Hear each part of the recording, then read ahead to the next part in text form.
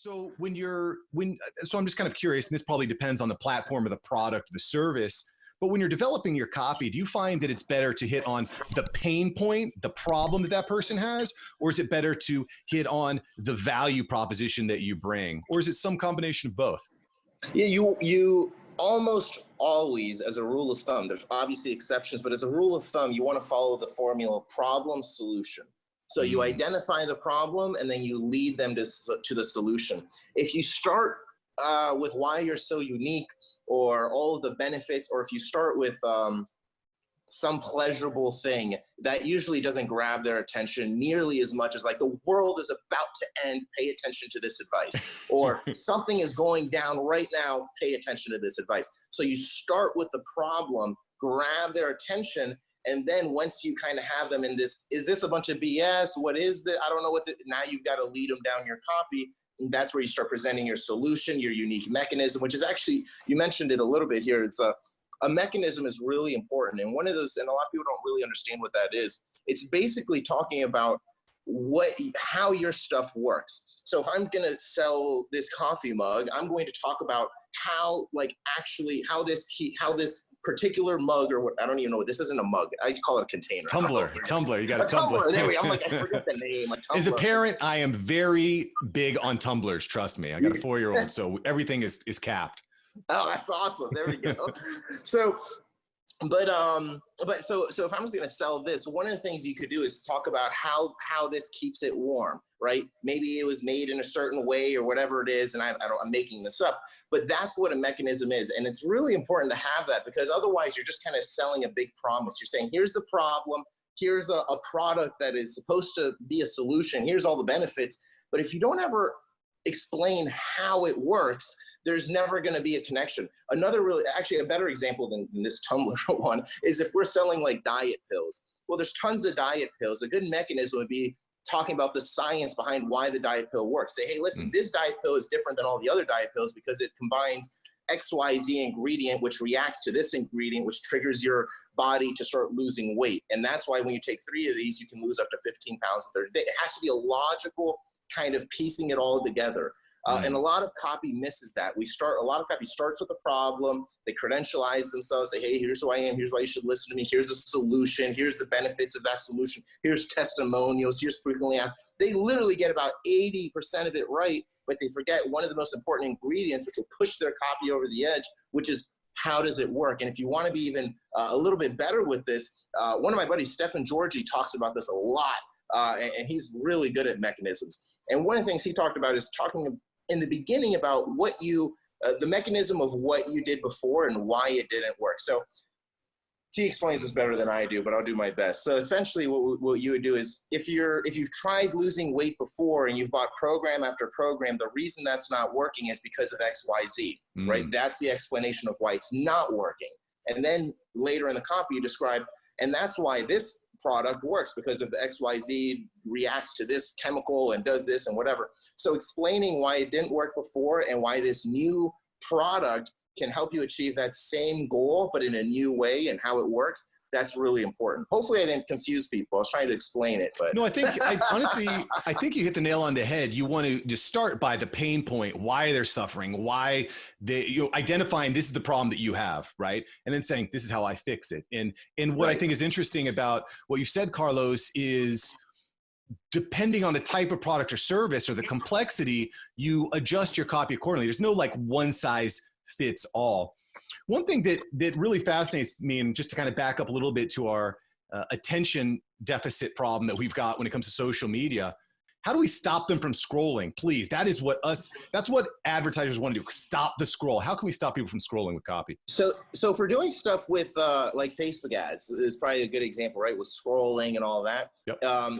It's something I wish was not the case, but it happens to be the case. Copy is secondary in that instance, right? Copy doesn't stop them dead in their tracks. They'll glance over copy for the most part, even with a killer headline. The thing that stops them is the picture or the video. Now, I'm more of a fan of using pictures unless I'm doing some other type of strategy or whatever, but usually if I'm just trying to send people from cold traffic to go buy a widget of some kind, I use a picture over a video, which seems counterintuitive. A lot of people use videos, but I do too, but I've seen images work better. Would you, I'm just curious, do you think it's better to use just a picture of the product, or maybe like a funny picture or a scary picture, something to kind of like jog them, or just like a picture of your tumbler, or maybe someone, drowning in coffee that spilled on them? So the best types of pictures that I've seen are where you actually do some editing on them yourself. I don't know the actual terminology for this, so I'll just try to explain it the best possible way. So if you were to take a picture of yourself, you can go onto your phone and edit it and make it so it's, maybe you're a little bit darker or crisper, or the background is a little crazy, right?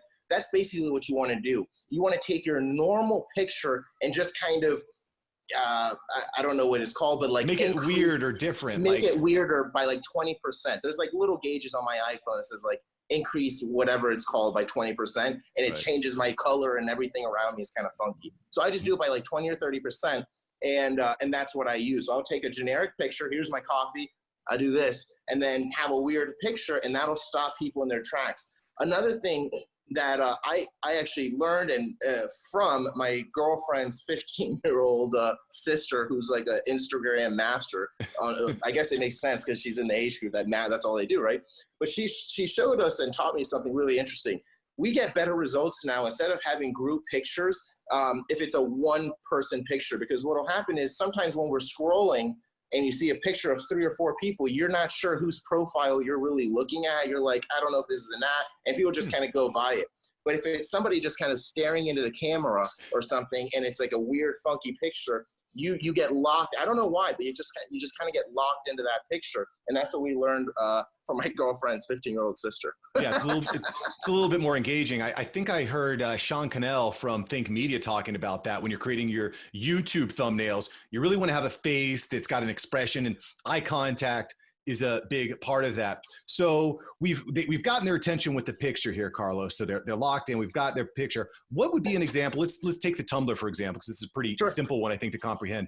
What would be the type of copy or the type of headline that you might want to put there to entice them to learn more, read more? So what I'll do is I'll just give you guys a 5-step formula, and then I'll apply it to this, right? So that way I think it might be a little better to understand. So I'll start with the 5-step formula first, and then we'll do the example. So step 1 is a yes question or a yes phrase. Step 2 is a story to relate.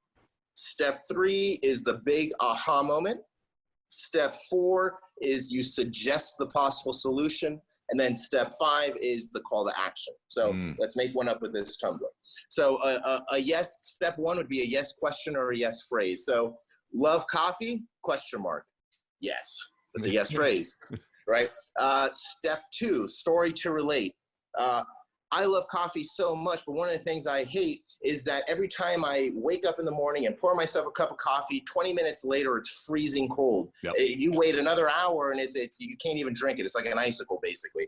But okay, so that's like assuming that's my story to relate with people. That's the problem I'm relating through a story. Step 3 now would be the big aha moment. But then something crazy happened. I was sifting around online and I stumbled across a really cool website that had these crazy tumblers for sale. And guess what? These things will keep your coffee warm for 6 hours straight, guaranteed, right? So there's my step 3. Step 4 would be suggest a solution. Now, this tumbler's worked for me. Heck, it's worked for millions of people across the world. Maybe it'll work for you. Now, that's really important, because now what it tells the person is saying, hey, this has worked for a lot of people. And they're like, oh, shit, I really hope it works for me now, right? And so when you tell them it's worked for a lot of people, worked for me, maybe it'll work for you. You're not being too hardcore salesman, but you're pushing it in their face. Right. Now, the last step, step 5, is where you just naturally transition and say, to see if it is a good fit for you, just click here and claim it for free, just cover shipping and handling. Something like that. Really interesting. That's a quick 5-step pitch. Yeah, and what I love about that is it's so practical, it's so actionable, no matter who you are, whether you're an experienced Facebook advertiser or you're just trying to build your business, you can really use that formula. That's really, really great stuff. And of course, you can find out more about these techniques at Carlos's website, the3hourcopywriter.com. Thank you so much for watching. I'm glad you enjoyed this episode. I've got several other episodes right here for you. Smash one of these videos to make sure that you don't miss out on the tips, tools, and tactics of industry experts. Let's take that side hustle full time. Smash one of these links.